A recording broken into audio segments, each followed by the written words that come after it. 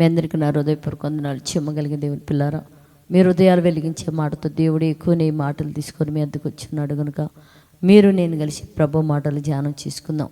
ప్రభు మాటలు ధ్యానం చేసుకుపోయే ముందు రాత్రికాలం నుంచి మిమ్మల్ని, మీ కుటుంబాన్ని, మమ్మల్ని, సంఘాన్ని, భూమి మీద ఉన్న ప్రతి బిడ్డని జ్ఞాపకం చేసుకొని ఊపిరిని, జీవాన్నిచ్చి, మంచి నిద్రనిచ్చి, మన జీవితంలో దేవుడు చేసిన ప్రతి మేలుకు ఉపకారమునకై మన ప్రభు, మన రక్షకుడు యేసుక్రీస్తు వారి నామములో తండ్రి అయిన దేవుడికి శిరస్సు వంచి వందనాలు, స్తుతులు మరి తెలియచేస్తూ దేవుని పిల్లారు, ఈరోజు మన ఆత్మలకు ఆహారంగా దేవుడు ఏ మాటలైతే నియమించాడో వాటిని ఒకసారి మనం ధ్యానం చేసుకుంటే, కొలసీలకు రాసిన పత్రిక 3వ అధ్యాయం 23వ వచనంలో ఒక మాట రాయబడింది. దేవుని పిల్లరా, ప్రభువు వలన స్వాస్యమును ప్రతిఫలముగా పొందుమని ఎరుగుదుము గనుక మీరేమి చేసినను అది మనుషుల నిమిత్తము కాక ప్రభువు నిమిత్తమే మనస్ఫూర్తిగా చేయడం రాయబడింది. దేవుని పిల్లరా, ఇక్కడ మనం చూస్తే ప్రభువు వలన స్వాస్యముగా ప్రతిఫలముగా పొందుదుము అని రాయబడింది. ఎందుకు ప్రభువు వలన స్వాస్యముగా ప్రతిఫలముగా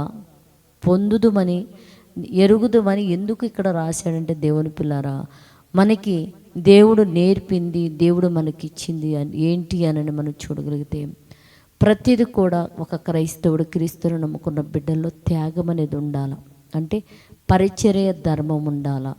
రెండోది ఏంటంటే ఎదుటి వారిని ఆదరించగలిగి పెట్టగలిగే స్థితి ఉండాలా. అదే మీరు మనుషులకు చేసినట్టు చేయకూడదు అన్నాడు. అంటే ప్రభువుకు చేసినట్టే ఉంటేనంట ప్రతిఫలం మనం పొందుతూ ఉంటా, స్వాస్యముగా మనం పొందుతూ ఉంటా. సమస్తం ఎవరి పేరుని చేయాలంటే మనము యేసుక్రీస్తు వారి పేరు మీదే చేయాలంటే దేవుని పిల్లారా, అలా చేస్తే నీకు స్వాస్యము ప్రతిఫలం అనేది నీకు వస్తుందయ్యా అని చెప్పేసి ఈ మాటల్లో మనకంటే, నేను ఎదుటి మనుషులకు చేశాను, పలానా వాళ్ళకు చేశానని మనం అనకూడదంట. ప్రభువుకు చేసినట్టే ఉండాలంట. అంటే నువ్వు ఏ ధర్మకార్యం చేసినా ప్రభువుకు చేసినట్టుగా నువ్వు చేయగలిగితే నీకు ప్రతిఫలం వస్తుంది అని చెప్పి ఈ మాట చెప్తున్నాడు. కనుక మనం ఏ కార్యం చేసినా ప్రభువును బట్టి ప్రభువుకు చేసినట్టు మనం చేయగలిగితే ప్రేమపూర్వకంగా ఆయన దగ్గర నుంచి ప్రతిఫలం మనం పొందుతాం. దేవుని పిల్లలు చాలామంది సహాయం చేసి నేను ఎందుకు చేశాను అనుకుంటారు. చాలామంది పెడదామా వద్దా, ఇద్దామా వద్దా, ఆ మనుషులకే కదా అని చెప్పేసి అలా ఆలోచిస్తారు. అటు కాకుండా సమస్తం ప్రభువుకు చేసినట్టు మనం చేయగలిగితేనంట ప్రతిఫలంగా స్వాస్యము ప్రతిఫలం మనం పొందుతామని రాయబడింది. కనుక అలా పొందే బిడ్డలుగా మీరు అందరూ ఉండినట్లు ప్రార్థన చేద్దాం. పరిశుద్ధుడా, చేయగలిగిన మా పరలోకపు తండ్రి నాయన, నీ కృప కలిగిన నామానికి వందనాలు నైనా.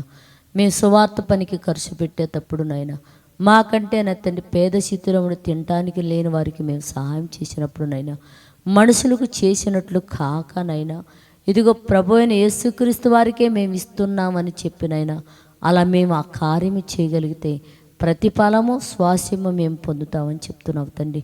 అట్టి మనసు నీ పిల్లలకు అనుగ్రహించమని అడుగుతున్నా తండ్రి నైనా.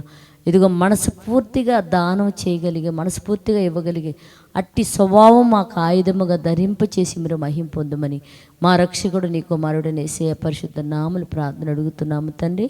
ఆమేన్. మీ అందరికీ నా హృదయపూర్వక వందనములు, ధన్యవాదాలు.